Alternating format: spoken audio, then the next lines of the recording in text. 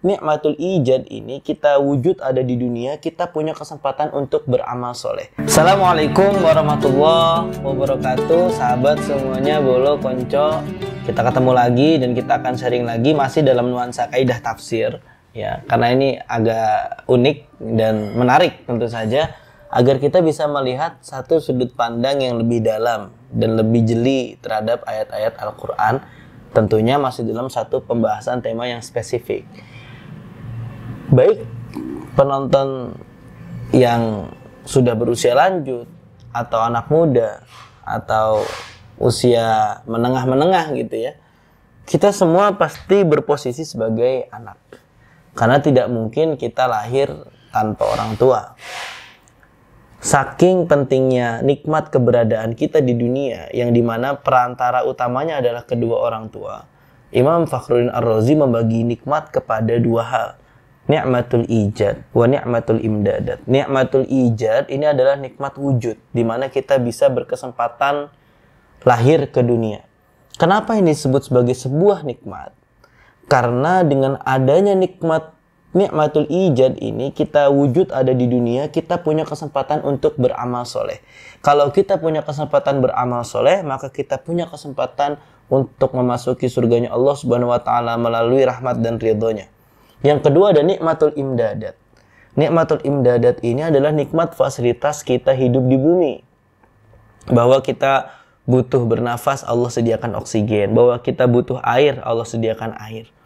Dan berbagai macam fasilitas lainnya seperti pepohonan, tumbuhan, hewan ternak, dan lain sebagainya. Kedua nikmat ini tidak mungkin kita rasakan kalau kita tidak dilahirkan ke dunia. Dan siapa perantara kita untuk bisa lahir ke dunia? Tentu saja kedua orang tua kita. Maka dari itu di dalam Al-Quran, posisi orang tua memiliki tempat yang luar biasa, tempat yang sangat penting. Sampai dikatakan di dalam Quran surah Luqman, anishkurli wali walidayka ilayyal masir. Kalau bisa setelah bersyukur kepadaku, kepada Allah, bersyukurlah kepada kedua orang tua kalian. Maka pada kesempatan hari ini kita akan sedikit mengulik tentang dua ayat yang memiliki perbedaan kata sedikit. Masih dalam kaidah yang sama, ziyadatul mabna tadullu ala ziyadatil ma'na. Di satu ayat dijelaskan wa wassaynal insana biwalidayhi husnan. Di ayat yang lain wa wassaynal insana biwalidayhi ihsanan. Diberikan nasihat atau diwasiatkan kepada manusia mereka untuk berbuat baik kepada kedua orang tuanya. Tetapi dua kalimat ini dalam bahasa Arabnya berbeda, meskipun terjemahnya sama-sama berbuat baik. Yang satu husnan, yang satu ihsanan. Gambarannya seperti ini. Ketika ada seseorang di kampus, namanya Rizky misalkan. Jangan Rizky, nanti dikira muji diri sendiri kita. Nama yang lain, anggaplah Ahmad. Ahmad ini udah mah ganteng, pinter, humble, berprestasi. Setiap orang kagum sama dia. Bahkan setiap orang tua yang punya anak perempuan belum menikah ingin Ahmad ini menjadi menantunya. Nah, ini sudah menjadikan ciri-ciri dia anak yang baik, anak yang berhasil di sekolahnya. Minimal berhasil menggait hati orang-orang yang melihatnya dia gitu.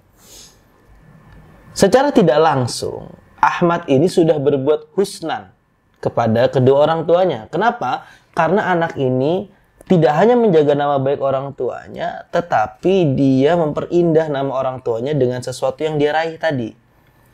Makanya minimal-minimal banget penonton Mas Ustadz misalkan belum bisa memberikan nama baik kepada kedua orang tuanya, jangan mencoreng gitu, jangan memperburuk. Karena itu sudah termasuk bakti kepada orang tua dalam aspek husnan, dalam aspek bertindak baik, berperilaku baik. Selanjutnya ada ayat yang lain, wa wassaynal insana biwalidayhi ihsanan. Al-Quran tidak hanya menginginkan seorang anak sekedar baik sebagaimana Ahmad tadi. Itu bagus nggak? Bagus. Tetapi level lanjutannya adalah bagaimana caranya seorang anak mampu berbuat ihsan. Kalau misalkan di dalam hadis arba'in, ihsan itu anta'budullah ka'annaka tarah fa illam takun tarah fa innahu yarak. Beribadah kepada Allah seolah-olah Allah melihat kita meskipun kita tidak melihat Allah. Nah, dalam konsep ini ihsanan itu adalah anaknya, atau mungkin contohnya si Ahmad tadi, bukan hanya berprestasi, bukan hanya baik, bukan hanya menimbulkan kesenangan atau kegembiraan bagi mata yang memandangnya, bagi hati yang melihatnya, tetapi juga memiliki kapasitas dan kemampuan untuk berkorban pada kedua orang tuanya. Kenapa demikian? Karena sejatinya kalaupun kita sukses dan kita memiliki materi dalam nominal yang sangat banyak, dan itu kalau kita kalkulasi bisa menggantikan apa yang sudah dikeluarkan oleh kedua orang tua kita kepada kita, itu tetap tidak akan bisa menggantikan. Karena siapa yang mau mengganti rasa sakitnya melahirkan? Siapa yang mau mengganti bagaimana betapa sulitnya ketika mengurus saat bayi? Tidak bisa digantikan. Sehingga seorang anak, selain dia menjaga perilaku, dia mesti punya mentalitas ihsan, mampu berkorban untuk kedua orang tuanya, menolongnya ketika sakit, datang ketika membutuhkannya. Maka dari itu, Quran sampai mengingatkan, fala taqul lahuma uffi wa la tanharhuma wa qul lahuma qawlan karima. Bertindak ihsan, salah satunya dianjurkan Al-Quran adalah fala taqul lahuma uffin. Jangan berkata wa la tanharhuma, jangan membentak, wa qul lahuma qawlan karima. Katakanlah kepada mereka perkataan yang baik. Hadirin sahabat Mas Ustadz semuanya, perkataan di dalam Al-Quran itu ada sangat banyak. Ada qaulan ma'rufa, ada qaulan baligho, ya, ada qaulan layyina, ya. Dan termasuk ada qaulan karima. Qaulan karima ini adalah sebuah perkataan yang perkataannya bukan hanya baik, tetapi sanggup menjaga wibawa dan posisi kehormatannya orang tua. Saya berikan contoh begini. Andai kan ada orang yang namanya tadi Ahmad, ya, ini Mahmud misalnya. Mahmud ini anak Gen Z. Ya namanya Gen Z, megang HP dari kecil juga udah jago gitu. Dia juga tahu kalau misalkan mode pesawat itu maksudnya mematikan data ponsel, bukannya mode pesawat HP-nya dilempar terus jadi pesawat terbang, enggak. Tapi mode pesawat itu mematikan data, mematikan sinyal, sehingga tidak bisa ditelepon, tidak bisa menggunakan internet. Satu ketika ibunya yang bukan golongan kekinian gitu kan, katakan dia anak bontot dari 11 bersaudara gitu kan, sehingga orang tuanya di generasi baby boomer gitu, baru megang HP zaman sekarang. Sebelumnya HP yang cuma bisa telepon SMS, karena sudah diajari, dibelikan, ya, diisi paket. Ya, tanpa sepengetahuan si ibu, ternyata dia mencet tombol mode pesawat. Lalu dia datang ke si Mahmud.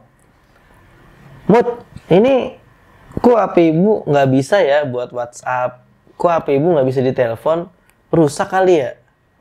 Nah, respon Mahmud ini yang perlu kita perhatikan. Kalau dia bilang, Bu, dia menjelaskan dulu nih, Bu, ini ternyata kepencet mode pesawat. Mode pesawat itu dia tidak bisa ditelepon dan tidak ada data seluler, jadi harus dimatikan dulu mode pesawatnya, dinyalakan datanya. Nyala, beres, selesai. Tapi kalau responnya, ibu gini aja nggak ngerti, ini loh, baru jelasin. Sebenarnya nggak salah juga ucapan itu, tetapi ucapan itu akan membuat pikiran si ibunya, oh iya ya, kok saya gini aja nggak ngerti ya. Nah, dia merasa kehilangan kewibawaannya gitu kira-kira. Nah, faqul lahuma qawlan karima, maka sebisa mungkin pilihlah kata-kata yang bagus. Pilihlah kata-kata yang tidak menyakiti perasaannya meskipun itu baik.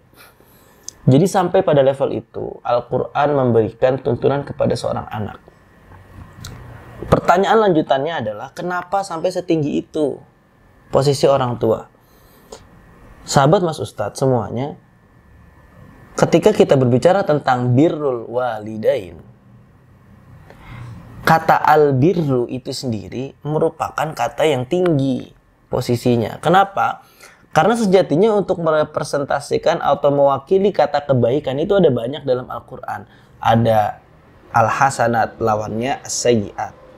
Ada al-khair lawannya as-su. dan lain sebagainya. Tetapi setiap kata-kata ini memiliki antonim atau lawan kata, tetapi ketika albirru dia tidak ada lawan katanya. Makanya dia dijadikan salah satu sifat Allah yang namanya albarru. Sehingga kebaikan kita kepada orang tua ini adalah kebaikan yang tinggi sekali. Ya, tapi jangan sampai dibuat problematik juga. Misalkan seorang istri bermasalah sama suaminya lalu dibenturkan dengan pertanyaan, kamu pilih aku atau ibumu? Ini kalau perempuan ada kata-kata kayak gini, hati-hati Anda. Ini bukan untuk dibenturkan pertanyaan seperti ini. Dan itu juga pentingnya suami, pentingnya laki-laki punya ilmu menata prioritas. Ya, sewaktu-waktu dia perlu mendahulukan istrinya, sewaktu-waktu dia perlu mendahulukan ibunya. Ya, ketika dia mendahulukan ibunya, istrinya juga harus support, harus mendukung. Apalagi ketika keadaan-keadaannya memang mengharuskan si suami untuk mendahulukan ibunya. Karena apa? Karena istri ini surganya di suami, ya. Lalu suaminya milik ibunya, gitu. Tetapi bukan berarti untuk dibenturkan, jangan sampai dibenturkan. Hati-hati betul dengan perkataan seperti tadi. Ya, nah, saya akan lanjutkan. Kata albirru yang dijadikan sebuah asmaul husna, albarru, menunjukkan betapa mulianya posisi seorang orang tua. Maka ya, karena dari awal sampai detik ini saya berbicara tentang bagaimana bakti orang tua kepada anak, bakti anak kepada orang tua, maka akan sedikit saya ulas bagaimana bakti orang tua kepada anak.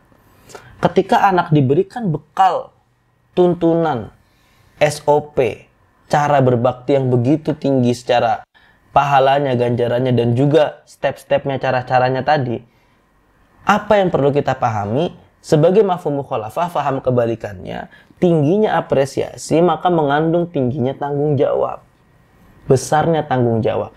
Maka sudah seharusnya bagi para orang tua betul-betul menjalankan amanah sebagai orang tua ini dengan sebaik-baiknya. Meskipun sudah terdidik, sudah terpelajar, terus upgrade ilmu. Supaya apa? Supaya bisa terus membimbing anak-anaknya dengan ilmu dan pengetahuan, dan juga memberikan contoh ibadah dan keteladanan. Maka dari itu, ya, segala sesuatu itu ada pertanggungjawabannya. Dan bagi orang tua, anak yang soleh ini adalah aset yang sangat berharga. Bukan seperti apa ya, tetapi begini maksudnya, Rasulullah SAW sendiri menyampaikan bahwa 3 doa yang tidak terputus meskipun sudah meninggal, salah satunya adalah awaladun soleh yad'ulah, anak yang soleh mendoakan kedua orang tuanya. Ini butuh pendidikan, butuh penggembelengan, butuh ilmu. Maka baik anak atau orang tua mulai dari sekarang coba diperbaiki hubungannya, diperbaiki relasinya. Yang orang tuanya juga jangan sampai enggan mendengarkan pendapat anak, yang anaknya juga jangan kebangetan nyolot ketika menyampaikan pendapat, gitu kira-kira. Saling asah, saling asuh, ya, saling asih gitu ya. Sehingga tercipta keadaan keluarga yang harmonis. Maka tuntunan Quran seperti ini sejatinya ingin memberikan porsi penting hubungan anak dan orang tua. Terakhir yang ingin saya sampaikan adalah kesempatan hidup itu tidak panjang. Maka jangan biarkan perasaan, kemarahan, atau luka lama kita menjadikan kita berhijab dengan keberkahan doa kedua orang tua kita. Ataupun mungkin ada kesalahan anak yang fatal, juga jangan sampai menjadikan itu hijab buat orang tua bahwasanya anak ini doanya juga dibutuhkan. Maka berbuatlah husnan, berbuatlah ihsanan. Kita perlu berbuat baik, kita perlu juga untuk berkorban. Setelah mendengar video ini yang ada salahnya mungkin dengan orang tua, yang mungkin juga orang tua ada salahnya dengan anak, yuk kita kembali membuka hati, saling menerima keadaan, memaklumi dan memaafkan. Wallahul muwaffiq ila aqwamit thoriq. Wassalamualaikum warahmatullahi wabarakatuh.